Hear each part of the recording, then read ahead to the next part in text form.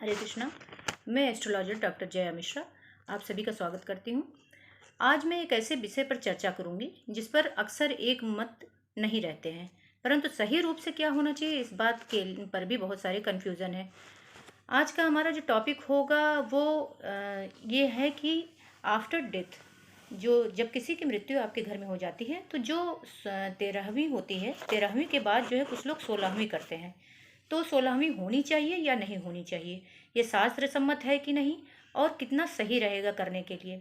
जैसा कि हम जानते हैं कि किसी की भी मृत्यु जब होती है, हम चाहे किसी भी धर्म से रिलेटेड हो, जैसे कि अलग अलग चारों धर्म के मेन मुख्य धर्मों की अगर हम बात करें तो हिंदू धर्म में 13वीं होती है, मुस्लिम और क्रिश्चियन धर्म में आपका 40वां होता है, 40 दिन में किया जाता है, और अगर सिखों में देखा जाए तो चौथा होता है। इनका हर किसी का अपना एक टाइम ड्यूरेशन होता है क्रिया करने की। आफ्टर डेथ जो एक क्रिया होती है, इसमें हर 40 दिन या 13 दिन में बीच बीच में कुछ कुछ रिचुअल्स जोड़े गए हैं। जैसे हमारे हिंदू धर्म में अगर देखा जाए तो 10वें दिन शुद्धिकरण, उसके बाद फिर आपके जो है मुंडन प्रक्रिया होगी, फिर आगे 13वें दिन पे तिरही होगी, भोजन वगैरह किया करवाया जाएगा, पिंडदान करवाया जाएगा, ये सारी चीज़ें जो भी होती हैं। तो इस तरीके से एक पूरा प्रोसीजर है उसका। पहले तो मैं यहाँ पे ये क्लियर करना चाहूँगी कि कोई भी धर्म से रिलेटेड कोई भी व्यक्ति हो, आखिर जब वो मर ही गया तो उसकी सारी जिम्मेदारी उसके संतान पर होता है। संतान को अवश्य ही उसकी पूरी चीज़ें को फॉलो करना चाहिए, और उनके सारे जो रिचुअल्स होते हैं उसको फॉलो करके उनको कम से कम तर्पण या फिर उनको मुक्ति दिलाने का पूरा प्रयास करना चाहिए। आजकल के बिजी शेड्यूल में अक्सर लोग ये कहते हैं कि 13 दिन हमारे पास समय नहीं है, 13 दिन के लिए मैं कैसे बैठूं, या फिर इसी तरीके से अन्य धर्मों में भी है, 40वां करना है, चौथा करना है, शायद इतना भी समय किसी के पास नहीं होता है।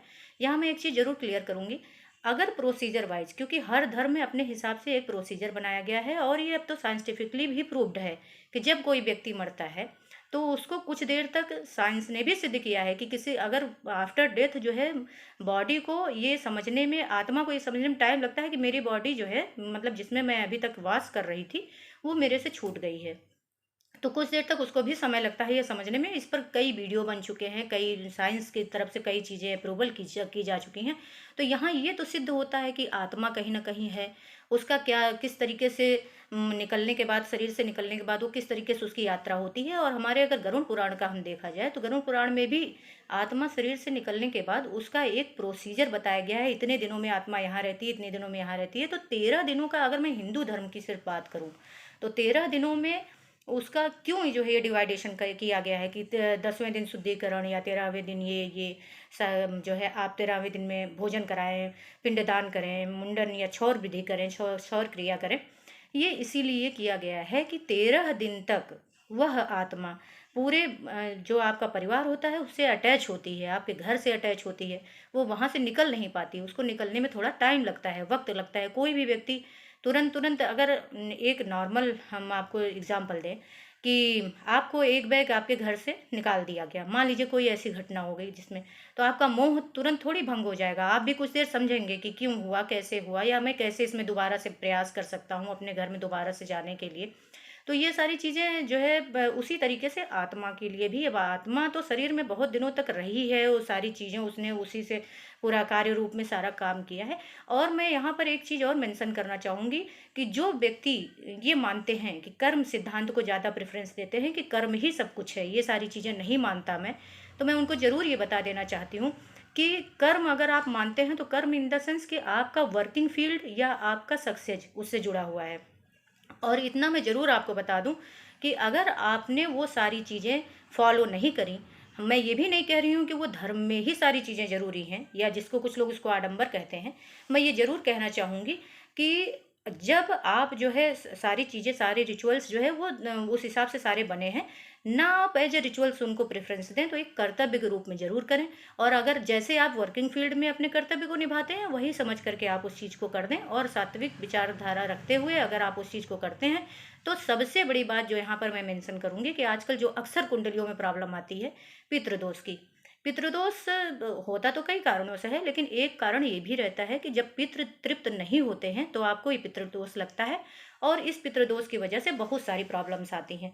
और जब बाद में वो प्रॉब्लम्स आने लगती हैं, जैसे कि करियर फ्यूचर ना बनना, बच्चों को जो है बच्चों के करियर फ्यूचर ना सेटल होना, खुद की बीमारी होना, पैसे ना रुकना, और भी बहुत सारे ऑब्स्टेकल, जो जिस वर्किंग फील्ड में या जिस समाज में आप जो है बहुत अपने आप को प्रोग्रेसिव देखना चाहते हैं, जब उसमें ऑब्स्टेकल आने लगते हैं इन सब चीज़ों की वजह से, तो अक्सर तब लोग परेशान होते हैं और उपाय ढूंढते हैं। उसमें फिर एस्ट्रोलॉजर के पास जाएंगे और सारे उपाय करेंगे। तो मैं इतना सिर्फ कहूँगी कि जो आप उतना पैसा और समय बर्बाद करके उसका बाद में हल ढूंढते हैं, उसके लिए आप उतने दिन रुक करके उसको फॉलो करके अपने कर्तव्य को ही समझते हुए कि मेरा कर्तव्य है या मैं अपने लिए ही कर रहा हूँ, ये सोच करके आप उसको जरूर करिए। क्योंकि गरुड़ पुराण में सारी चीज़ विस्तार से वर्णित है कि आत्मा निकलने के बाद कैसे होता है, उसका क्या प्रोसीजर होता है। अच्छा, अब हम यहाँ पर ये जानते हैं कि 13वीं तक की बात तो हो गई, 13वीं हो गई या 40वां हो गया, अलग अलग धर्मों के हिसाब से जो जैसा बनाया गया है उसको जरूर करें। अब हम आते हैं 16वीं पर। 16वीं जो आजकल बहुत ज़्यादा समाज में प्रचलित हो रहा है। तो 13वीं तक तो समझ में आता है कि 13वें दिन आपने सब कुछ कर दिया और सारा वो हो गया। तो अब इसमें 16वीं की क्यों जाती है? 16वीं करने की सबसे मेन इम्पॉर्टेंट बात, पहली बात तो 16वीं कोई शास्त्र सम्मत प्रक्रिया नहीं है। लेकिन अगर 16वीं पे हम थोड़ा बहुत ध्यान दें, तो ये आया क्यों समाज में? अगर मान लीजिए कि ये शास्त्रों में इतना वर्णित नहीं है या इसको बहुत ज़्यादा वेटेज नहीं दिया गया है, तो क्यों इसको इतना ज़्यादा मतलब आजकल आज समाज में वेटेज मिल रही है? उसका मुख्य रीज़न है आपका बिजी होना या आपका उस तरीके से फॉलो ना कर पाना। अब कोई व्यक्ति जो है लगातार घर में तो रहेगा नहीं कि वो अपनी सारी चीज़ों को जो है देखता रहे कि मतलब हमें यहाँ नहीं खाना, यहाँ नहीं खाना, ये करना है, इस तरीके से रहना है, सोना है।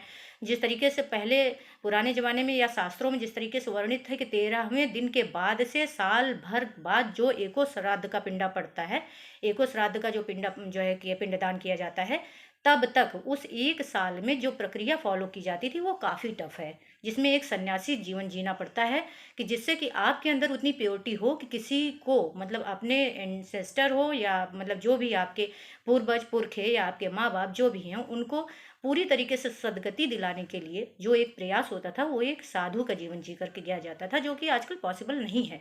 इस भौतिक संसार में हर कोई को कमाना जरूरी है, हर किसी को कमाना जरूरी है, कुछ कुछ करते रहते हैं व्यक्ति, सब हमेशा समाज में बाहर निकल रहे हैं, कुछ ना कुछ इंटरेक्शन हो रहा है, खाना पीना बैठना उठना, आप नहीं उतना बच सकते हैं। इसके लिए ये 16वीं की प्रक्रिया आई कि कम से कम उन 16 दिनों के बाद जो एक पिंडदान की छोटी प्रक्रिया कर करके वो कर दिया जाता है, एक तरीके से वो ऑप्शनल या सिंबॉलिक है।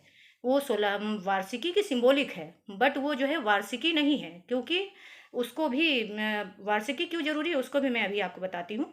तो इसलिए 16वीं की जाती है, जिससे कि आप इस चीज़ से फ्री हो सकें कि आप कहीं खा पी सकें और जो है बहुत ज़्यादा आपको बाउंडेशन ना हो।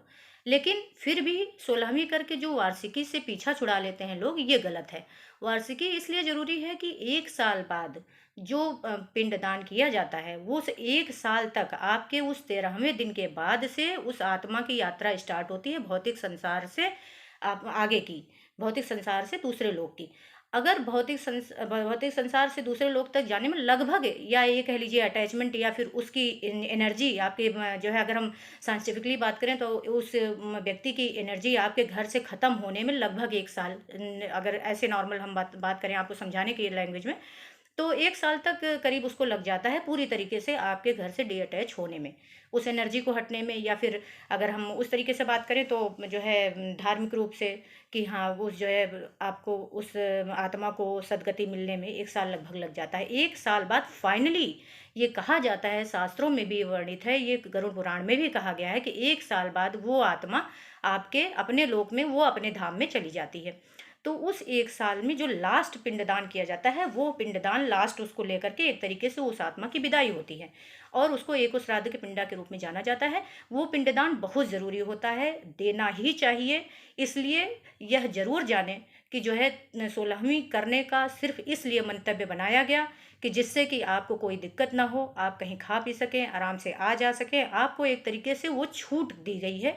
लेकिन ये कहीं नहीं कहा गया है कि आप वार्षिकी का पिंडदान ना करें।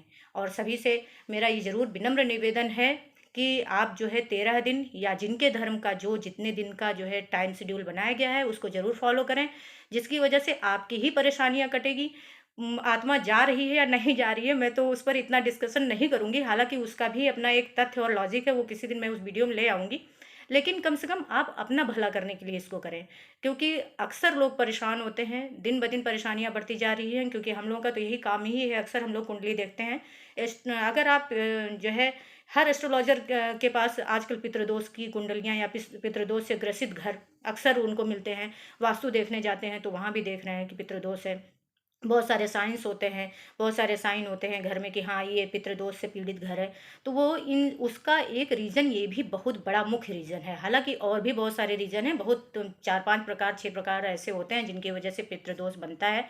तो बाद में उपाय करने से बेहतर है कि आप पहले ही उसको उतने दिन दे करके कुछ पैसे, ज़रूरी नहीं आप बहुत ज़्यादा पैसे खर्च करें, अपने धर्म के हिसाब से ब्राह्मण हैं या जो है पास्टर हैं या आपके फादर हैं या आपके गुरु हैं या फिर जो आपके मौलवी मौलाना हैं, उन लोगों से डिस्कशन करके कुछ खास लोगों को भोजन करा करके दान दे करके तृप्ति कर लें।